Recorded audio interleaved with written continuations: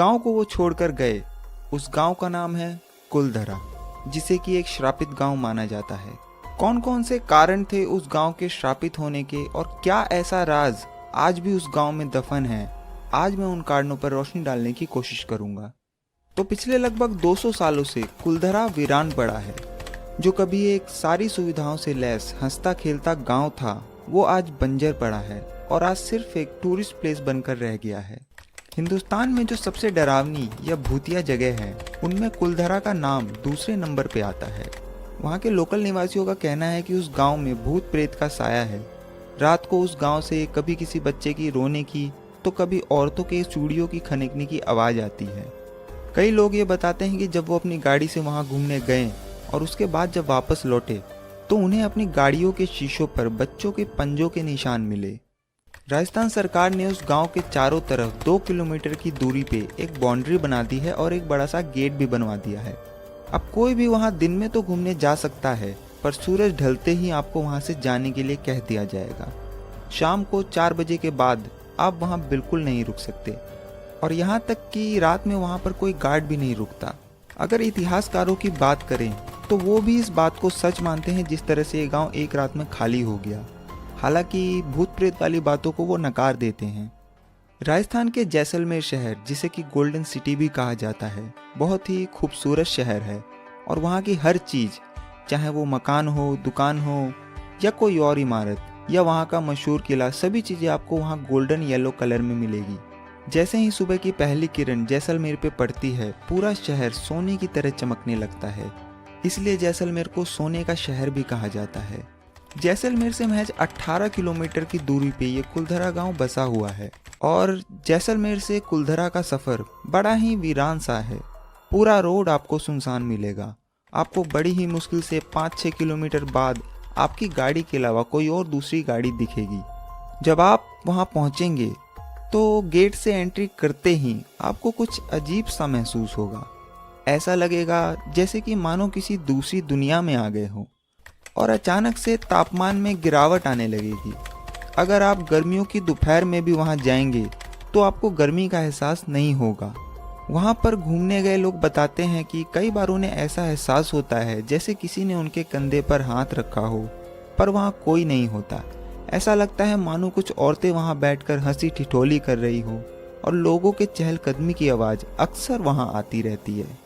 इतिहासकारों और वहां के स्थानीय निवासियों का कहना है कि लगभग सन 1291 में जैसलमेर से 18 किलोमीटर दूर कुछ किलोमीटर के एरिया में पालीवाल ब्राह्मणों ने इस कुलधरा गांव को बसाया था और वहां पर 84 गांव के 600 घरों के लोग एक साथ मिलजुल कर रहते थे। पालीवाल जाति के लोग बहुत ही होनहार, पढ़े लिखे, रईस और बहुत ही मेहनती थे। इन लोगों का दिमाग बहुत ही तेज था और ये लोग अच्छे वैज्ञानिक भी माने जाते थे। इन लोगों ने उस जमाने में भी बहुत ही नई तकनीकों का इजाद किया था। इन्होंने बहुत ही वैज्ञानिक तरीकों से अपने घर बना रखे थे और काफ़ी घर आज भी वहाँ मौजूद है और ये अभी भी बिल्कुल नए जैसे लगते हैं। गर्मी में 45 डिग्री के तापमान में भी उन घरों के अंदर ठंडी हवाएं आती है और आपको ये महसूस भी होगा अगर आप वहाँ उन घरों में जाएंगे। पालीवाल लोगों का मेन पेशा जानवरों को पालना और खेती करना था। पालीवालों ने एक ऐसी तकनीक ईजाद की थी कि बारिश का पानी रेत में गुम नहीं होता था, बल्कि एक खास गहराई पर जाकर जमा हो जाता था, जिसकी वजह से वो थार जैसे वीरान रेगिस्तान में भी फसल उगाने में कामयाब हुए। वो भी कोई मामूली फसल नहीं, बहुत ही उम्दा किस्म की फसलें। उन्होंने वहाँ पर कई बावली और तालाब भी बनाए थे, जिससे वो अच्छी खेती करते थे, जो कि आपको आज भी वहाँ देखने को मिल जाएगा। तो आखिर ऐसा क्या हुआ कि इतना उन्नत और विकसित गांव एक रात में ही वीरान हो गया? दरअसल उसका कारण था जैसलमेर का दीवान सालम सिंह। सालम सिंह एक बहुत ही क्रूर दीवान था और कुलधरा गांव भी उसी के प्रशासन में आता था और उसके क्रूर होने के पीछे भी एक कहानी है। दरअसल जब वो 11 साल का था तब उसी की नज़रों के सामने उसके पिता की गर्दन काट दी गई थी किसी राजद्रोह के आरोप में। उसके पिता भी जैसलमेर के सोनार किले में दीवान थे। उसी घटना ने सालम सिंह को इतना क्रूर और निर्दयी बना दिया। कहते हैं कि उसके बाद से ही वो उस सोनार किले पे कब्जा करना चाहता था और पूरे राज्य को हथियाना चाहता था।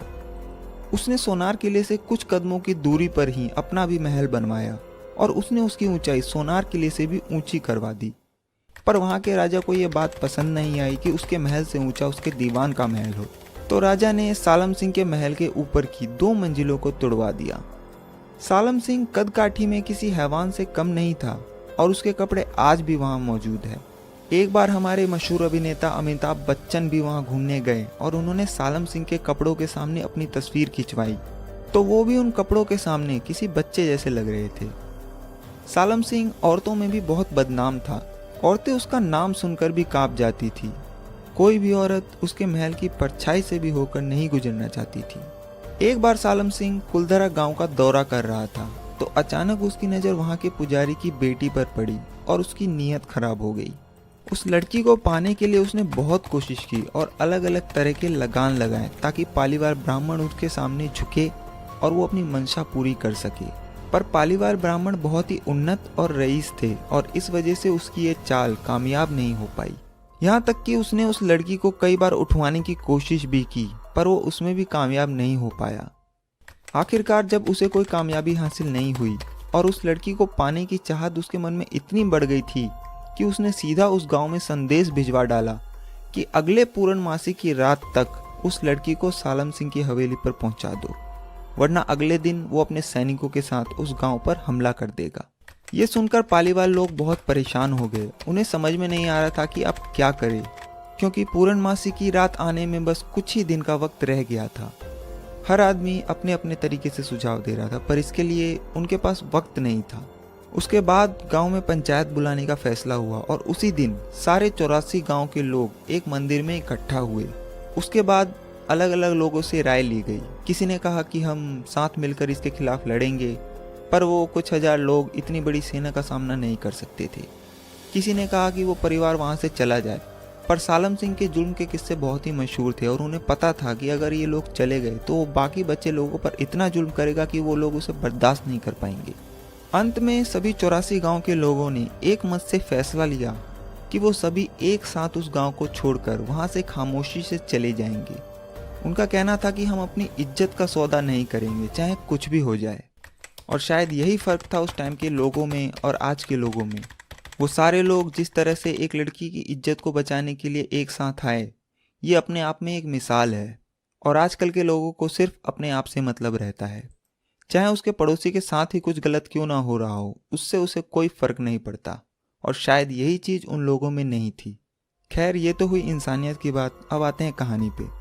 जब गांव छोड़ने का फैसला हुआ तो उन्हें पता था कि अगर इसमें जरा सी भी देरी हुई तो ये बात कहीं ना कहीं से बाहर निकल जाएगी।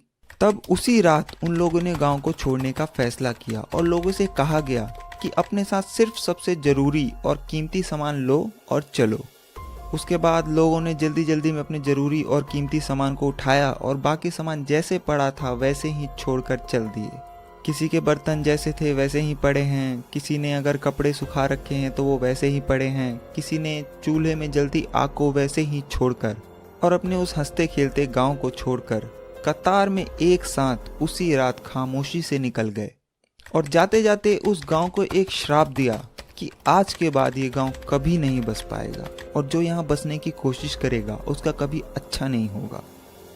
उसके बाद वो रात बीत गई और 2-3 दिन और बीत गए और पूर्णमासी की रात को भी वो लड़की सालम सिंह की हवेली पर नहीं आई। तो अगले दिन जैसा कि उसने कहा था, अपनी सेना के साथ दीवान सालम सिंह गुस्से में कुलधरा गांव की तरफ बढ़ता है। और जब वो कुलधरा पहुंचता है तो उसे चारों तरफ बस सन्नाटा ही नजर आता है। वो पूरे 84 गांव को छान मारता है, पर उसे वहां एक भी शख्स नजर नहीं आता। बाद में उसने अपने सैनिकों से वहां बहुत खुदाई भी करवाई, क्योंकि पालीवाल लोग बहुत ही रईस थे। उस खुदाई में भी बहुत कुछ मिला होगा, पर इस बारे में कोई जानकारी नहीं है। उसके बाद उन सैनिकों ने भी वहां बसने की कोशिश की, क्योंकि कुलधरा गांव बहुत ही अच्छा बसा हुआ था और वहां किसी भी चीज़ की कमी नहीं थी। पर वो वहां कभी बस नहीं पाए और उनके साथ कभी अच्छा नहीं हुआ। कहते हैं कि जो एक रात उस गांव में रुक जाता है वो बच नहीं पाता, और कई लोग उस गांव में बसने के लिए गए तो सही, पर कभी वापस नहीं आए।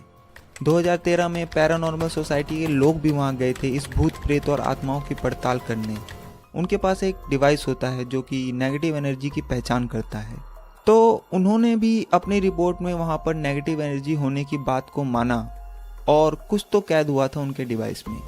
उस रात को वो गांव खाली करने के बाद वो लोग कहाँ गए किसी को नहीं पता। इतिहासकार कहते हैं कि वो लोग अलग अलग जगह जाकर बस गए और कभी वापस नहीं लौटे, और तभी से ये गांव एक श्रापित और भूतिया जगह में बदल गया।